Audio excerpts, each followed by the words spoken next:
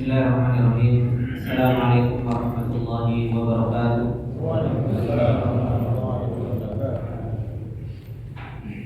Innal hamdalillah nahmaduhu wa nasta'inuhu wa nastaghfiruh wa na'udzu billahi min shururi anfusina wa min sayyiati a'malina. May yahdihillahu fala mudilla lahu wa may yudlil fala hadiya lahu. Asyhadu an la ilaha illallah wahdahu la syarika lah wa asyhadu anna Muhammadan abduhu wa rasuluh salawatullahi wa salamuhu alaihi. Ya ayyuhalladzina amanu taqullaha haqqa tuqatih wa la tamutunna illa wa antum muslimun.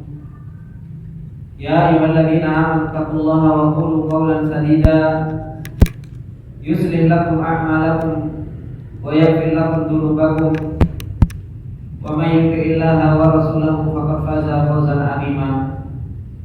Amma ba'du fa inna asdaqal hadithi kitabullah wa khairul hadi hadi Muhammadin sallallahu alaihi wasallam wa syarrul umuri muhdatsatuha fa inna kulla muhdatsatin bid'ah wa kulla bid'atin dhalalah wa kulla dhalalatin finnar. Allahumma la ilma lana illa ma 'allamtana innaka antal alimul hakim. Allahumma zidna ilman nafi'an wa rizqan thayyiban wa 'amalan mutaqabbala. Allahumma 'allimna ma yanfa'una wa zidna ilma. Rabbi shrah li sadri wa yassir li amri wahlul 'uqdatam min lisani yafqahu qawli. Rabbi zidna ilma wa zidna fahma. Ikhwani wa akhwati billah rahimani wa rahimakumullah jami'an. Alhamdulillah, puji dan syukur kembali kita panjatkan kepada Allah Subhanahu wa taala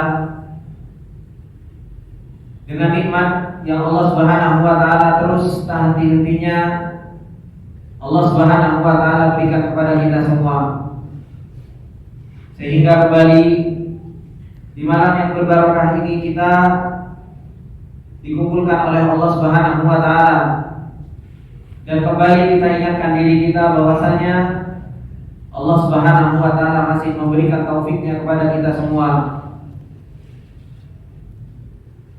sehingga kita masih diberi kesempatan oleh Allah Subhanahu wa taala untuk bisa menuntut ilmunya Allah Subhanahu wa taala. Kita masih bisa diberi kesempatan oleh Allah Subhanahu wa taala mendengar ayat-ayat Allah dan sunnah-sunnah Rasulullah sallallahu alaihi wasallam. Betapa banyak orang-orang yang di sekeliling kita yang mereka tidak diberi taufik oleh Allah Subhanahu wa taala. Mereka tidak dipilih oleh Allah Subhanahu wa taala untuk bisa bermajelis ilmu seperti kita sekarang ini. Justru malah mereka menghabiskan waktunya untuk sesuatu yang sia-sia. Bahkan sebagian makhluk Allah Subhanahu wa taala menghabiskan waktunya di dalam yang namanya kemaksiatan. Tetapi Allah Subhanahu wa taala memilih kita. Allah Subhanahu wa taala menggerakkan hati kita.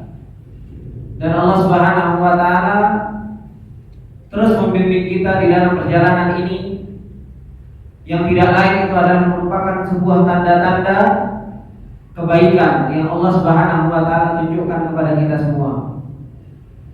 Maka sepatutnya kita bagi seorang muslim yang terus dibimbing oleh Allah Subhanahu wa taala dan terus diberi taufik oleh Allah Subhanahu wa taala untuk kita selalu bersyukur kepada Allah Subhanahu wa taala dan memuji Allah Subhanahu wa taala dengan nikmat ini. Kemudian Bapak-bapak yang dimuliakan oleh Allah Subhanahu wa taala, sebagai bentuk rasa syukur kita kepada Allah Subhanahu wa taala, maka hendaknya kita terus mempelajari tentang Allah Subhanahu wa taala. Terus mempelajari tentang Zat yang Maha menciptakan kita, yang memiliki kita, yang mengatur alam semesta ini. Karena Allah Subhanahu wa taala menginginkan hamba-Nya itu kenal dengan Allah. Makanya Allah Subhanahu wa taala memperkenalkan dirinya di dalam Al-Qur'an. Allah Subhanahu wa taala menurunkan Al-Qur'an supaya kita membaca Al-Qur'an tersebut. supaya kita mau mentadabburi apa yang Allah Subhanahu wa taala turunkan dan kita kenal dengan Rabb kita. Sampai-sampai Allah Subhanahu wa taala mengenalkan dirinya di dalam satu surat yang disebut dengan surat Al-Ikhlas, dan Rasulullah sallallahu alaihi wasallam menyampaikan bahwasanya suratul Ikhlas ta'dilu thulutsal Quran. Bahwasanya surat Al-Ikhlas itu seperti sepertiga dari Al-Quran, menunjukkan bahwasanya yang terkandung di dalam surat Al-Ikhlas itu sepertiga dari apa yang terkandung di dalam Al-Quran. Kalau di dalam surat Al-Ikhlas Allah Subhanahu wa taala mengenalkan dirinya kepada hamba-hambanya, maka kalau sepertiga dari Al-Quran 10 juz Pak, kita berusaha untuk mengenal Allah Subhanahu wa taala, akan tetapi banyak di antara kita yang belum kita mengenal Allah Subhanahu wa taala dengan baik. Maka kembali kita dengan mempelajari nama-nama Allah Subhanahu wa taala yang kemarin kita telah mempelajarinya. Di mana kita telah mempelajari nama Allah Subhanahu wa taala Al-Hafiz. Allah Subhanahu wa taala mempunyai nama Al-Hafiz, yaitu Zat yang Maha menjaga. Dan telah dipertunjukkan oleh Allah Subhanahu wa taala kepada kita semua bagaimana nama Allah Subhanahu wa taala itu menunjukkan sifat Allah Subhanahu wa taala yang maha menjaga. Bukan hanya sekedar Al-Hafiz, tetapi tidak mempunyai perbuatan menjaga. Tetapi Allah Subhanahu wa taala menunjukkan kepada kita semua nama Allah Subhanahu wa taala Al-Hafiz, dan Allah Subhanahu wa taala berbuat sesuai dengan konsekuensi dari namanya, yaitu Allah Subhanahu wa taala menjaga. Bahkan Allah Subhanahu wa taala mampu memberikan kepada makhluk-makhluknya sesuatu yang Allah Subhanahu wa taala ciptakan, yang dengannya seorang makhluk itu menjaga dirinya sendiri. Seperti yang saya contohkan kemarin di pertemuan yang lalu, bagaimana seseorang sepatutnya ketika dia melihat makhluk-makhluk Allah Subhanahu wa taala, maka coba disambungkan dengan Allah Subhanahu wa taala. Allah Subhanahu wa taala menciptakan hewan-hewan, dan Allah Subhanahu wa taala menciptakan bagi hewan-hewan tersebut alat untuk hewan tersebut melindungi dirinya sendiri. Dan itu terbukti dari apa? Terbukti dari sesuatu yang kita lihat. Bagaimana kemarin saya contohkan apa? Apa kemarin yang saya contohkan apa? Bunglon, gitu kan? Di mana Allah Subhanahu wa taala menciptakan bunglon, kemudian apa? Allah Subhanahu wa taala memberikan kemampuan kepada bunglon untuk bisa berubah-ubah warna sebagai bentuk apa? Penjagaan diri. Dan itu adalah merupakan penjagaan dari Allah Subhanahu wa taala. Begitu pula Allah Subhanahu wa taala memberikan apa? Makhluknya, bagaimana mereka supaya melindungi dirinya. Ada yang dengan duri, kayak landak dan lain sebagainya. Itu semua adalah merupakan konsekuensi dari nama Allah Subhanahu wa taala Al-Hafiz. Kemudian bapak-bapak yang dimuliakan oleh Allah Subhanahu wa taala, nama Allah Subhanahu wa taala Al-Hafiz yang maha menjaga, yang sepatutnya bagi kita semua untuk kita terus meminta perlindungan kepada Allah Subhanahu wa taala.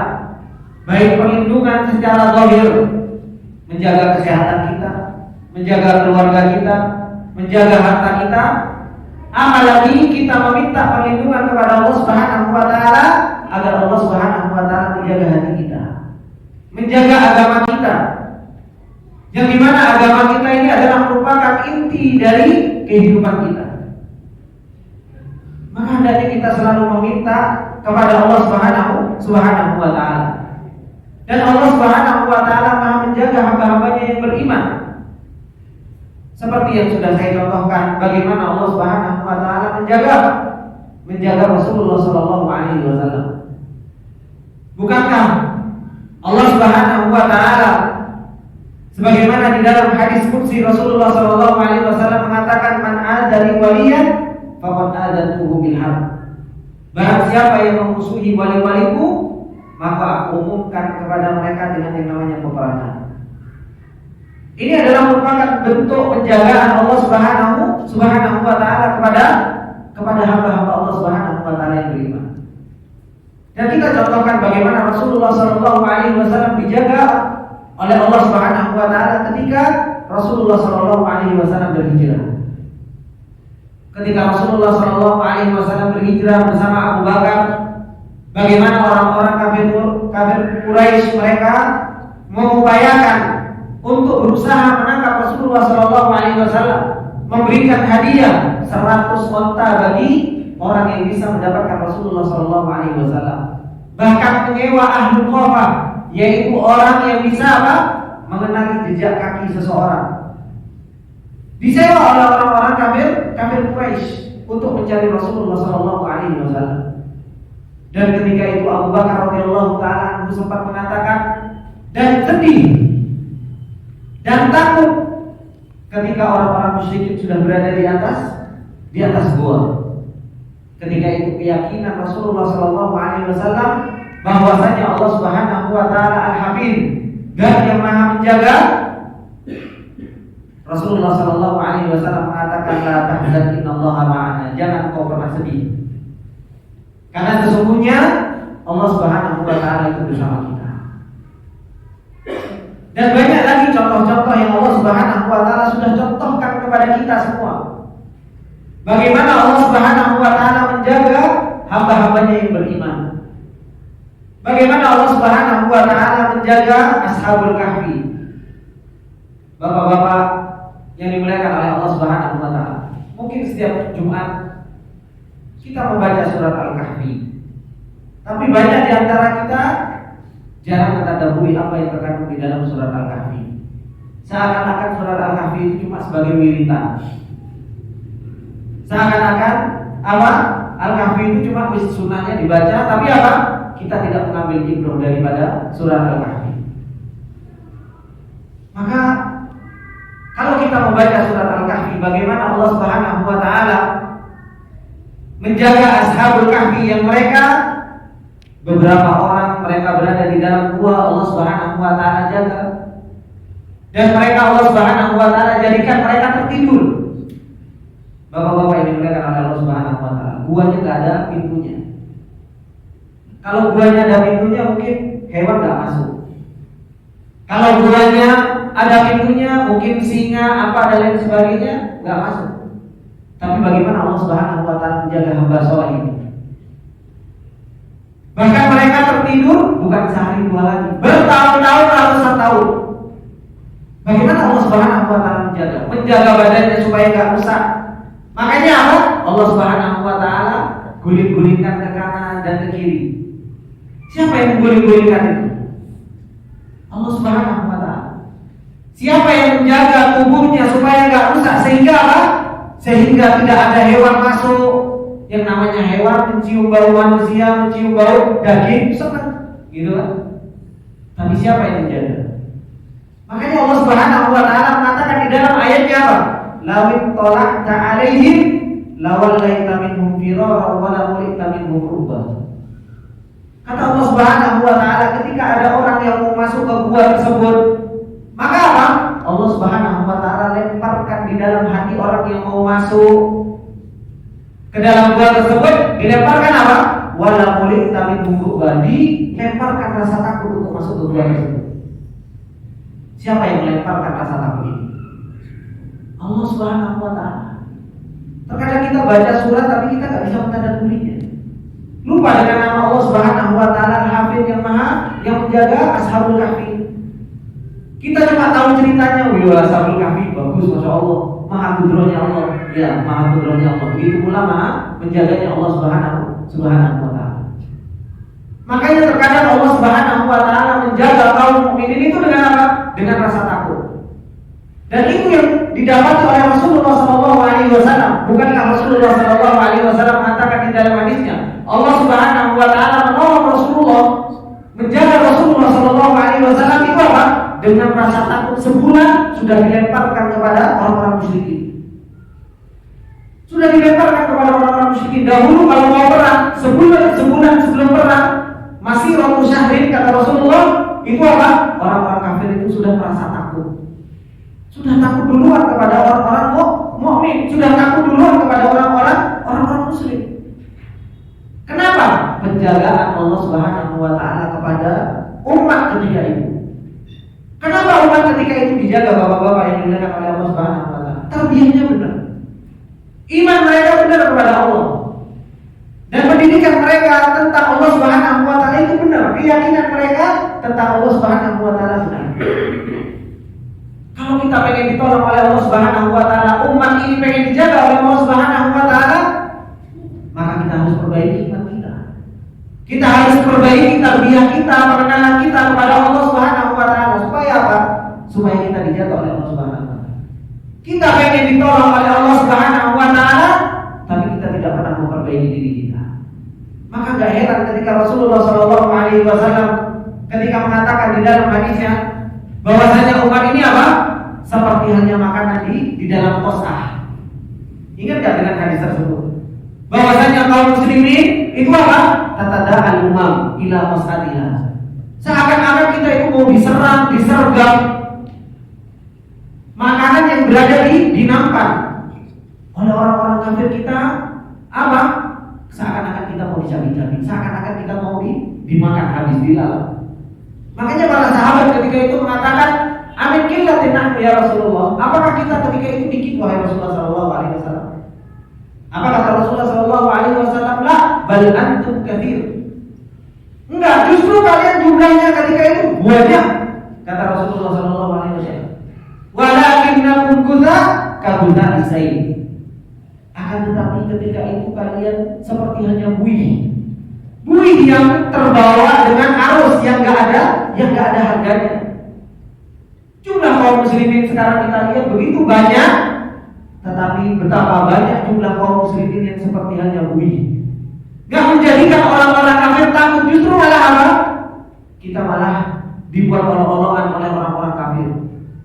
Justru malah kita malah apa? Dibuat meledekkan oleh orang-orang kafir. Kenapa?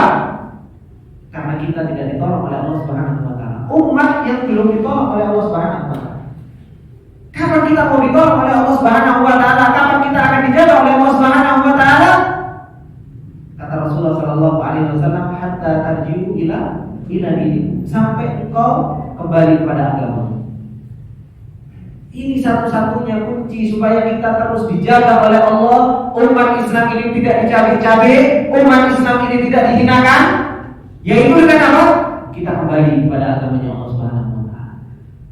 Apa sih penyakit yang ada pada akhir umat ini? Ketika Rasulullah SAW menceritakan bahwasanya umat ini akan dicabik-cabik, yaitu penyakit apa kata Rasulullah? Al-wahan. Al-wahan.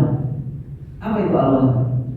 Hubbud dunia wa karahiyatul maut. Cinta dunia dan takut mati. Ini penyakit yang menimpa kita zaman sekarang itu ya. Bagaimana kita tidak kenal dengan Allah Subhanahu wa taala sehingga kita tidak takut, sehingga kita takut terhadap yang namanya kematian. Kita terlalu cinta, kita kenal sama dunia sampai sebegitu kenalnya, makanya apa? Cintanya kita ke dunia itu gak habis-habis. Luar biasa cintanya kita kepada dunia. Karena apa? Kita kenal secara detail tentang duit, tentang dunia, tentang mobil, tentang rumah. Detail sekali kita kenal. Tapi ketika untuk kenal dengan Allah Subhanahu wa taala, nanti sibuk dengan urusan dunia. Bagaimana kita mau cinta sama Allah Subhanahu wa taala? Makanya umat sekarang akhirnya kena penyakit al-wahni. Yaitu apa? Cinta dunia dan takut mati. Takut mati itu menunjukkan bahwasanya apa? Seseorang itu tidak kenal dengan Allah Subhanahu wa taala. Coba kalau seseorang kenal dengan Allah Subhanahu wa taala, dia malah minta mati. Ya. Rasulullah SAW ketika ditawari oleh para malaikat, ditawari mau ditawar umurnya atau seperti apa? Apa kata Rasulullah SAW? Rafiqillah. Rasulullah SAW pilih kematian. Orang lain namanya mati bukan ketemu sama genderuwo, ketemunya sama Allah Subhanahu wa taala yang Maha Pengampun, yang Maha Penyayang, yang Maha Lembut. Tapi betapa banyak di antara kita yang takut terhadap yang namanya kematian. Makanya para sahabat dahulu kenal mereka dengan Allah Subhanahu wa taala. Mereka cintanya kepada akhirat, mereka apa? Luar biasa. Dan mereka anggap dunia biasa-biasa saja. Bukti bahwasanya apa? Para sahabat cinta cintanya kepada dunia biasa saja. Apa? Sahabat ada yang nawarkan istrinya kepada orang-orang muhajir. Luar biasa. Ada yang berani kita, mau nggak sama istri saya ceraikan. Berat, ya, berat sekali. Tapi para sahabat berani untuk mengatakan seperti itu. Kenapa? Karena dunia bagi mereka itu adalah sesuatu yang hina, biasa-biasa saja. Tapi tentang akhirat, tentang Allah Subhanahu wa taala, kuat cintanya kepada Allah Subhanahu wa taala. Makanya apa?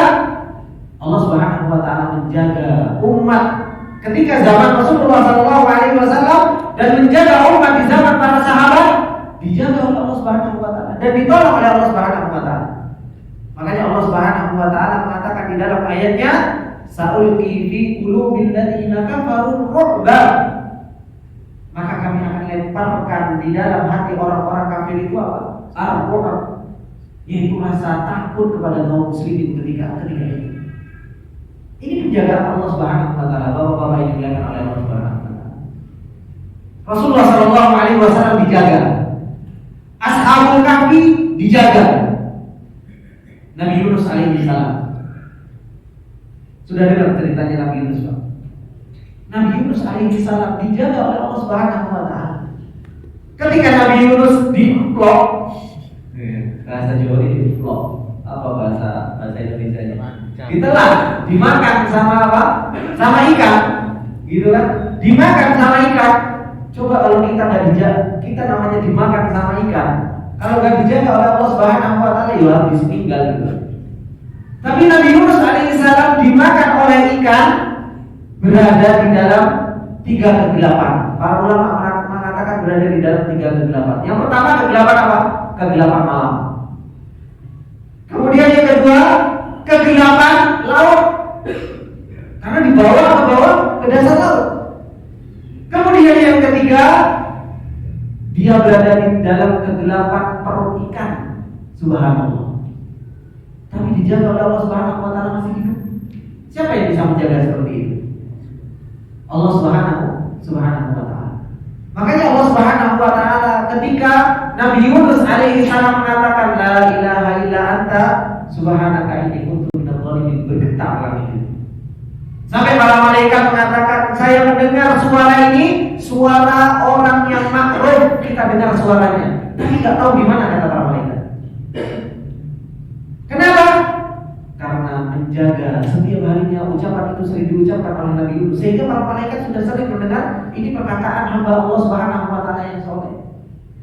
Sehingga dalam keadaan sulit, Nabi Yunus alaihissalam berdoa, la ilaha illa anta subhanaka inni kuntu minadh dhalimin. Penjagaan Allah Subhanahu wa taala datang kepada Nabi Yunus alaihissalam. Hingga akhirnya apa? Allah Subhanahu wa taala tolong, mampu Allah Subhanahu wa taala untuk apa? Mengeluarkan Nabi Yunus alaihissalam dari perut ikan yang telah memakannya. Dilemparkan lagi ke pinggir lautan. Siapa yang bisa menjaga seperti itu? Allah Subhanahu wa taala.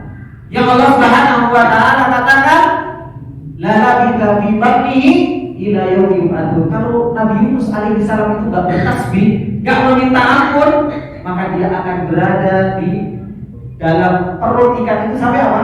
Sampai Allah Subhanahu wa taala bangkitkan nanti pada hari kiamat. Subhanallah. Itu Nabi Yunus alaihi salam dijaga oleh Allah Subhanahu wa taala. Begitu pula bapak-bapak yang dimuliakan oleh Allah Subhanahu wa taala, kita lihat Nabi Lut alaihi salam. Bagaimana Nabi Lut alaihi salam? Ketika malaikat datang bertamu kepada Nabi Lut alaihi salam. Wah, kaum Lut, orang-orang yang ketika itu suka dengan laki-laki, melihat tampak para malaikat senang.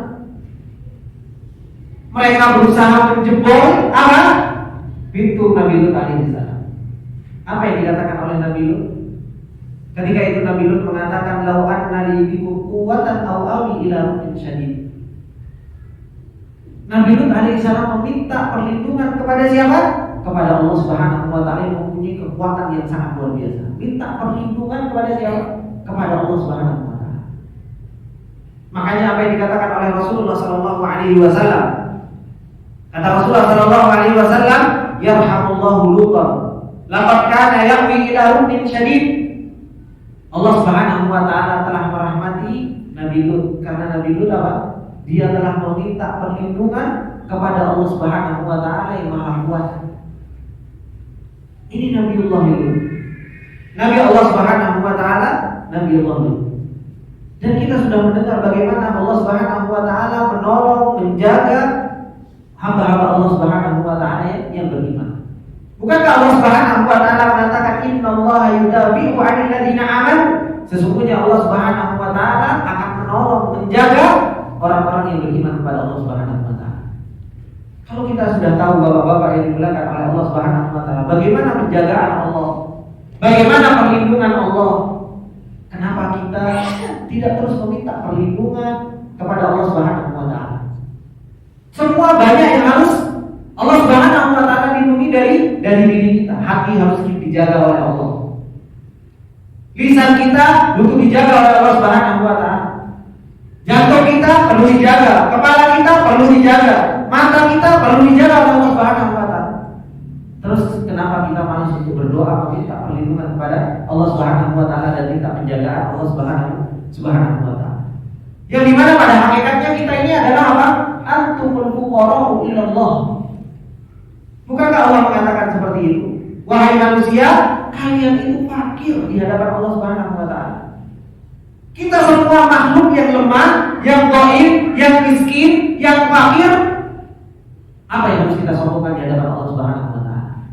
Kenapa kita enggak meminta kepada Allah Subhanahu wa taala? Bukankah Allah mengatakan di dalam ayatnya, "Wa qala rabbukum ud'uni astajib lakum, innal ladzina yastakbiruna 'an ibadati sayadkhuluna jahannama dakhirin." Allah mengatakan di dalam ayatnya, "Ud'u rabbakum," berdoalah kalian kepada Allah, minta sama Allah. Kalau kita merasa bahwasanya kita itu fakir, kita itu miskin, minta sama Allah Subhanahu wa taala, Zat yang Maha Qawi, yang Maha menjaga, yang Maha menolong. Bukankah kalau kita kenal dengan Allah Subhanahu wa taala, hati kita akhirnya dia yang tenang menjaga Allah Subhanahu wa taala. Ketika kita tahu bahwasanya Allah Subhanahu wa taala menolong orang-orang yang beriman kepada Allah Subhanahu wa taala, makanya apa? Rasulullah sallallahu alaihi wasallam mengajarkan kepada kita asbab litahsili hifdzillah. Sebab-sebab kita mendapatkan penjagaan Allah Subhanahu wa taala. Sebab-sebab kita mendapatkan penjagaan dari Allah Subhanahu wa taala ketika Rasulullah sallallahu alaihi wasallam mengatakan kepada Ibnu Abbas radhiyallahu taala, ketika Ibnu Abbas umurnya 9 atau 10 tahun, karena Ibnu Abbas ketika itu masih bulan. Ibnu Abbas radhiyallahu taala mengatakan, "Kuntu radhifan Nabi sallallahu alaihi wasallam ala himar." Dahulu saya bonceng dengan Rasulullah sallallahu alaihi wasallam di atas keledai. Ini menunjukkan apa? Tawadhunya Rasulullah sallallahu alaihi wasallam. Bagaimana seorang anak kecil dibonceng oleh Rasulullah sallallahu alaihi wasallam. Rasulullah itu betul-betul guru bagi kita semua. Digugulan ditiru. Ucapannya bisa kita ikuti dan perbuatannya menjadi suatu hasanah bagi kita. Inilah guru yang benar, yaitu Rasulullah sallallahu alaihi wasallam. Bagaimana akhlak Rasulullah sallallahu alaihi wasallam kepada Allah luar biasa, akhlak kepada sesama juga luar biasa. Seperti yang saya sampaikan tadi di kajian subuh tadi, bagaimana seseorang itu akhlaknya harus dijaga antara akhlak kepada Allah dan akhlak sesama manusia. Rasulullah sallallahu alaihi wasallam membonceng Ibnu Abbas radhiyallahu taala, kemudian mengatakan, "Ya gulam, inni u'allimuka bi kalimatin." Aku mau mengajari beberapa kalimat. Coba pernah enggak kita ngomong sama anak kita, "Nah, kamu tak ajari beberapa kalimat." Dengarkan, perhatikan, hafal. Rasulullah sallallahu alaihi wasallam ini kepada Ibnu Abbas mengatakan seperti ini. Bukan anak yang sudah dewasa, ada anak kecil diajak ngobrol. Nabiullah Luqman, coba kalau kita lihat bagaimana Nabi Luqman. Ada yang mengatakan Luqman adalah hamba saleh, ada yang mengatakan Nabi. Bagaimana Nabi Luqman berkata kepada anaknya, mewasiatkan kepada anaknya. Dan ini yang harus betul-betul kita sering kepada anak kita, kepada anak tetangga, kepada anak didik kita, ajak ngobrol, ingatkan dengan prinsip-prinsip Islam. Rasulullah sallallahu alaihi wasallam mengatakan, "Ya gulam, ini u'allimuka bi kalimatin, ihfadillah yahfadka, Subhanallah. Gemetar kalau orang paham itu. Kita kadang ngomongin anak cuma nak jangan nakal, nak jangan ini, nak jangan ini. Kenalkan anak kita itu sejak sedini mungkin dengan Allah yang Maha Menciptakan. Kenalkan bagaimana keesaan Allah, keagungan Allah, kebesaran Allah. Bagaimana Allah itu punya luar biasa nama dan sifat kepada anak kita. Jangan cuma nak gak boleh main ke sana, nak gak boleh ini, gak boleh ini, tapi kita gak kenalkan mereka untuk bisa mengagungkan Allah Subhanahu wa Ta'ala. Nabi Luqman ketika mengenalkan kepada anaknya, apa yang dikenalkan? Tauhid. La tusyrik billah, inna syirka la dzulmun adzim. Tentang keagungan Allah, kebesaran Allah. Memang ini yang harus menjadi fondasi bagi anak-anak kita. Kalau fondasinya rapuh, ya nggak benar. Makanya fondasinya harus dibenerin. Ibnu Abbas ketika masih kecil saja dinasihatkan oleh Rasulullah SAW, ihfadillah yahfadka. Jagalah Allah, niscaya Allah Subhanahu wa Ta'ala akan menjaga. Ihfadillah tajidhu tujahak. Jagalah Allah, niscaya Allah akan berada di hadapan. Idza sa'alta fas'alillah wa idza sta'anta fasta'in billah. Kalau kau mau minta sama Allah. Allah Maha Kaya. Wa idza sta'anta fasta'in billah. Kalau kau mau minta pertolongan sama Allah. Karena Allah yang Maha Mampu menolong. Di dalam riwayat yang lain, ta'arruf ila Allah fil raha'i ya'rifka fi syiddah. Kenali Allah Subhanahu wa Ta'ala di waktu lapang, Allah Subhanahu wa Ta'ala akan mengenali kalian di waktu sempit. Ini nasihat dari Rasulullah SAW kepada Ibnu Abbas secara khusus dan nasihat kepada kita semua. Bagaimana kita supaya kita mendapatkan penjagaan dari Allah Subhanahu wa Ta'ala. Ketika Rasulullah SAW mengatakan ihfadillah yahfadka, jagalah Allah, niscaya Allah Subhanahu wa Ta'ala akan menjaga. Kita pengen dapat penjagaan Allah Subhanahu wa Ta'ala, ya kita harus menjaga syariat-syariat Allah Subhanahu wa Ta'ala. Kita pengen dijaga oleh Allah Subhanahu wa Ta'ala, kita harus menjaga larangan-larangan Allah Subhanahu wa Ta'ala. Bukankah Allah Subhanahu wa Ta'ala mengatakan wa tilka hududullah fala ta'taduha wa tilka hududullah fala taqrabuha. Itulah batasan-batasan Allah Subhanahu wa Ta'ala, jangan engkau lampaui. Itulah batasan-batasan Allah, jangan engkau mendekat. Jangan engkau mendekat. Kalau kita berada di batasan-batasan, ya, Allah Subhanahu wa Ta'ala itu subhanallah di dalam Al-Quran. Kalau kita mau mentadaburinya, kita itu cuma bisa terheran-heran. Makanya penting belajar bahasa Arab. Kasih semangat lagi buat teman-teman yang belajar bahasa Arab. Bagaimana Allah Subhanahu wa Ta'ala mengatakan dengan dua ayat tersebut? Wa tilka hududullah, hanya dua ayat. Yang satu fala ta'taduha, yang satu lagi fala taqrabuha. Allah Subhanahu wa Ta'ala mengatakan dari dua sisi. Sisi yang pertama, wa tilka hududullah, itulah batasan Allah. Kalau kita apa? Ini batasan masjid. Kalau kita berada di batasan, di dalam batasan itu, Allah Subhanahu wa Ta'ala mengatakan apa? Wa tilka hududullah fala ta'taduha.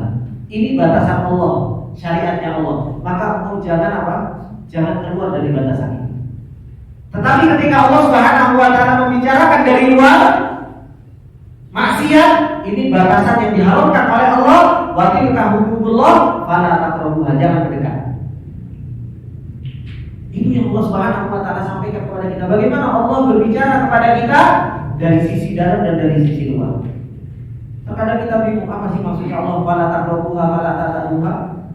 Ketika kita membaca ayat tersebut dan kita mentadabburinya, betul-betul Allah Subhanahu wa Ta'ala itu ingin menjaga kita supaya kita tidak terjatuh ke dalam yang namanya kemaksiatan, dan Allah Subhanahu wa Ta'ala menjaga kita supaya apa?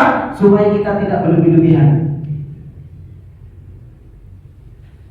Nah, ketika Rasulullah SAW mengatakan ihfadillah yahfadka, jagalah Allah Subhanahu wa Ta'ala, niscaya Allah Subhanahu wa Ta'ala akan menjaga kita. Maka gak heran para ulama dahulu. Para ulama disebutkan sampai ditanya, ya wahai ya Imam, kenapa engkau sampai umur puluhan tahun, hampir 100 tahun, tapi apa? Badannya masih sehat, matanya masih bisa untuk baca, libur dan lain sebagainya. Para ulama menjawab, ketika saya masih muda, ketika saya masih kuat, saya gunakan seluruh anggota badan saya di dalam menjaga syariat-syariat Allah. Maka Allah Subhanahu wa taala akan menjaga di waktu tua. Dan Allah Subhanahu wa taala memerintahkan kita untuk apa? Untuk menjaga syariat-syariat Allah Subhanahu wa taala. Bukankah Allah Subhanahu wa taala memerintahkan kepada kita, hafizu ala sholawati was sholatil wusta wa qumu lillahi qanitin. Jagalah sholat 5 waktu. Dan Allah Subhanahu wa taala mengkhususkan lagi, jagalah sholat asar. Sholatil wusta yaitu sholat asar. Kita disuruh untuk menjaga sholat. Terkadang aja sholat kita itu masih malas-malasan. Terkadang sholat tuh masih istilahnya masih menyepelekan, masih ngentengkan. Kok gitu kita pengen dijaga oleh Allah Subhanahu wa taala. Maka hendaknya seseorang apa? Ketika seseorang dia menjaga syariat-syariat Allah, perintah-perintah Allah Subhanahu wa taala dan larangan-larangan Allah Subhanahu wa taala, niscaya Allah Subhanahu wa taala akan menjaga kita. Dan ketika Allah Subhanahu wa taala menjaga kita, kehidupan kita akan dijaga oleh Allah di dunia dan di akhirat. Makanya Allah Subhanahu wa taala mengatakan di dalam ayatnya, "Man 'amila sholihan min dzakarin aw untha wa huwa mu'minun fala tahyiyannahu hayatan thayyibah." Barang siapa yang beramal soleh, namanya orang beramal soleh, dia berarti melakukan ketaatan dan meninggalkan yang namanya larangan. Itu orang-orang yang melakukan amal soleh. Dia menjaga syariat Allah Subhanahu wa taala min dzakarin aw untha, dari laki-laki maupun perempuan. Wa huwa mu'minun, dan dia dalam keadaan beriman. Apa kata Allah? Fala tahyiyannahu hayatan thayyibah. Maka sungguh benar-benar kami akan berikan kehidupan yang indah, kehidupan yang nyaman, kehidupan yang diharapkan. Itu janji Allah Subhanahu wa taala. Kita itu selama ini Pak cari duit sampai pusing gitu kan. Yang kita inginkan cuma apa? Kebaikan di dalam hidup. Dan Allah Subhanahu wa taala menjadikan orang yang ingin mendapatkan kebaikan di dalam kehidupannya, yaitu apa? Menjaga syariat Allah Subhanahu wa taala. Yaitu dengan apa? Dengan melakukan amal soleh. Melakukan apa yang Allah Subhanahu wa taala perintahkan dan menjauhi dari apa yang Allah Subhanahu wa taala larang. Ketika seseorang mendapatkan musibah, mendapatkan kesulitan, mendapatkan cobaan dari Allah Subhanahu wa taala, ketahuilah semua bahwasanya itu sebabnya karena kita tidak menjaga syariat Allah. Karena kita tidak menjaga syariat Allah. Makanya Allah Subhanahu wa taala berfirman di dalam ayatnya apa? Wa ma asabakum min musibatin fa bima kasabat aydikum. Dan tidaklah sesuatu yang menimpa kalian dari sebuah musibah kecuali apa? Fa bima kasabat aydikum. Kecuali itu semua karena apa? Semua karena sebab ulah tangan kalian yang tidak mau menjaga syariat Allah Subhanahu wa taala.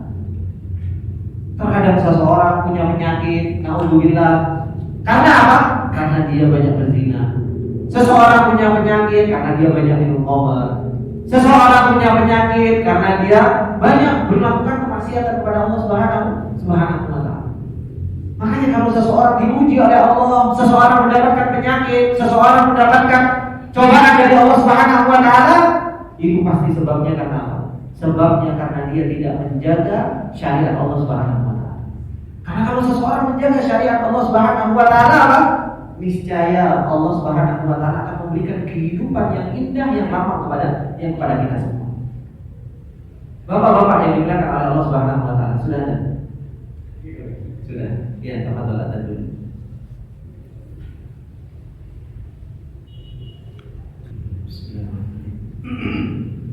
Bapak-bapak yang dimuliakan oleh Allah Subhanahu wa taala, kembali kita dengan hadis Rasulullah sallallahu alaihi wasallam. Bagaimana Rasulullah sallallahu alaihi wasallam memberikan nasihatnya kepada kita semua, bagaimana supaya kita mendapatkan penjagaan Allah. Ketika Rasulullah sallallahu alaihi wasallam mengatakan ihfadillah yahfadka, jagalah Allah, niscaya Allah Subhanahu wa taala akan senantiasa menjaga kita. Kita diperintahkan oleh Allah Subhanahu wa taala untuk menjaga syariat-syariat yang Allah Subhanahu wa taala perintahkan kepada kita. Dan kita diperintahkan untuk menjaga supaya jangan sampai kita terjatuh dalam yang namanya maksiat. Makanya ketika Rasulullah SAW bersabda di dalam hadis yang lain, ketika Rasulullah SAW bertanya tentang masalah hakikatul haya, bertanya tentang hakikat malu, Rasulullah SAW mengatakan al-istihya'u minallahi haqqal haya, rasa malu kepada Allah Subhanahu wa taala dengan sebenar-benar rasa malu. Kata Rasulullah SAW, antahfadar ra'sa wa ma wa'a, yaitu engkau senantiasa menjaga kepalamu dan apa yang ada di dalam kepala. Apa yang ada di dalam kepala?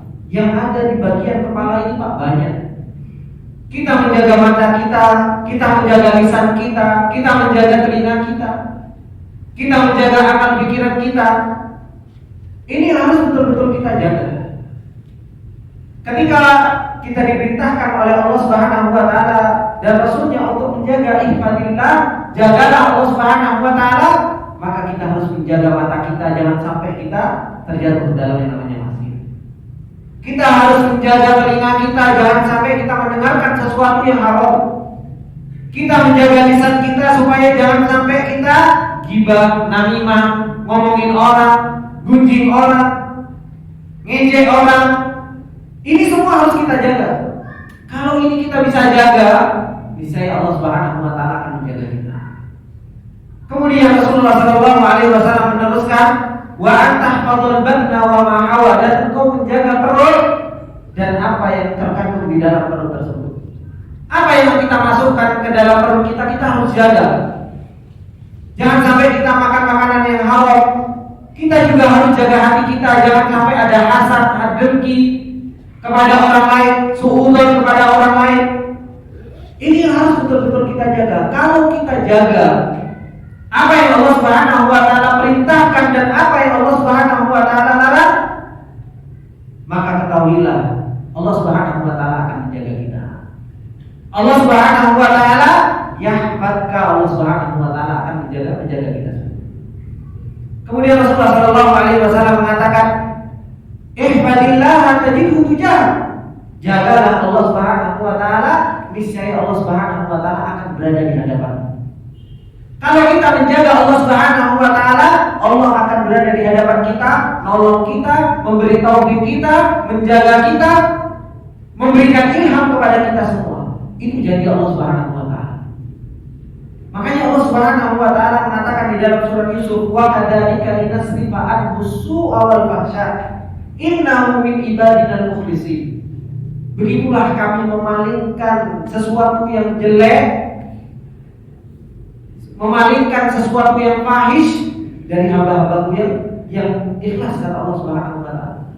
Ketika ada maksiat, ketika kita selalu menjaga Allah Subhanahu wa taala, terkadang kita dihadapkan dengan yang namanya maksiat. Allah Subhanahu wa taala akan berada di hadapan kita. Ngapain? Nolong kita.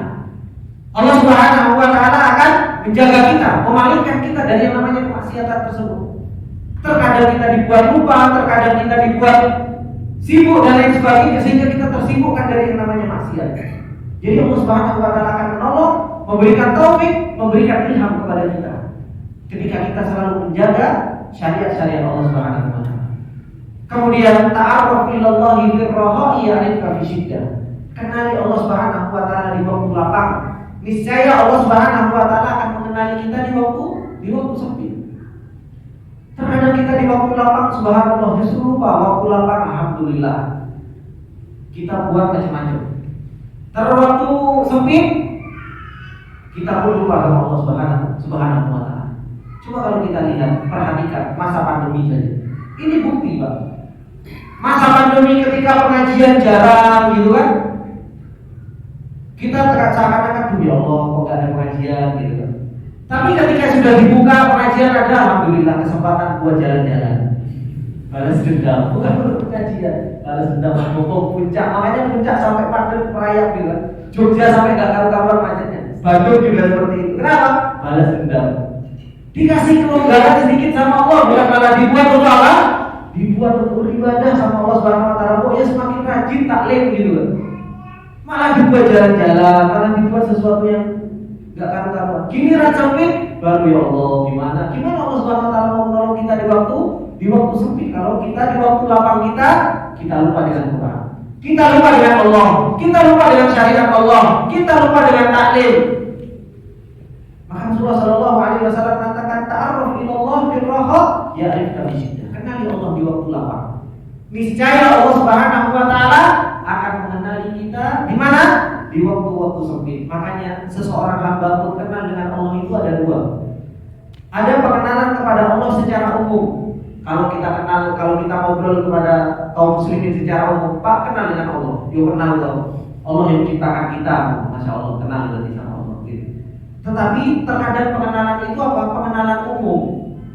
Gak bisa menjadikan pengenalannya itu cinta sama Allah, takut sama Allah, mengharap sama Allah, mengagungkan Allah, biasa-biasa saja. Dan ada seorang mukmin pengenalannya kepada Allah menjadikan apa? Menjadikan hatinya cinta, takut, mengagungkan Allah Subhanahu Wa Taala, mau melakukan syariatnya Allah. Itu pengenalan seorang hamba kepada Allah. Ada pengenalan yang umum, ada pengenalan yang khusus. Akhirnya apa? Pengenalan Allah Subhanahu Wa Taala kepada hambanya pun ada pengenalan Allah kepada hambanya secara umum. Tahu kalau hambanya berbuat, tahu kalau hambanya itu melakukan sesuatu, tapi Allah Subhanahu Wa Taala tidak menolong. Tapi di sana ada pengenalan Allah Subhanahu Wa Taala kepada hamba-hambanya yang khusus, yaitu kepada seseorang yang kenal kepada Allah secara khusus, Allah akan kenal kepada dirinya pun secara khusus. Kalau kita kenal kepada Allah Subhanahu Wa Taala dengan sebenar-benar pengenalan, sehingga kita bisa tumbuh cinta, pengagungan, taat, tunduk patuh kepada Allah, niscaya pun Allah akan kenal kepada kita dengan pengenalan yang khusus. Kita akan ditolong oleh Allah dalam keadaan sempit. Ketika kita dihadapkan dengan maksiat akan dipalingkan oleh Allah. Kita akan dijaga oleh Allah, diberi taufik oleh Allah, terus akan dijaga oleh Allah Subhanahu Wa Taala. Maka bapak-bapak yang dimuliakan oleh Allah Subhanahu Wa Taala, setelah kita mengetahui tentang nama Allah Subhanahu Wa Taala Al-Hafidz, yang Maha Menjaga, yang begitu luas makna dari nama Allah Subhanahu Wa Taala Al-Hafidz ini, yang menjadikan kita harusnya betul-betul cinta sama Allah Subhanahu Wa Taala, mengharuskan kita mengagungkan Allah, kembali kepada Allah Subhanahu Wa Taala. Dan yang terpenting, kita mengambil sebab-sebab bagaimana menjaga Allah Subhanahu Wa Taala itu bisa sampai kepada kita semua. Dan itu yang dinasihatkan oleh Rasulullah Sallallahu Alaihi Wasallam. Ini bisa saya sampaikan di dalam kesempatan yang berbarokah ini. Semoga yang sedikit ini bermanfaat bagi kita semua. Apabila ada benarnya, itu datangnya semata-mata dari Allah. Apabila ada salahnya, itu datangnya dari saya pribadi, dan saya meminta maaf atas segala kesalahan dan kesilapan. Saya tutup dengan doa kafaratul majlis. Subhanallah wa bihamdika, asyhadu an la ilaha illa anta, astaghfiruka wa atubu ilaik. Assalamualaikum warahmatullahi wabarakatuh.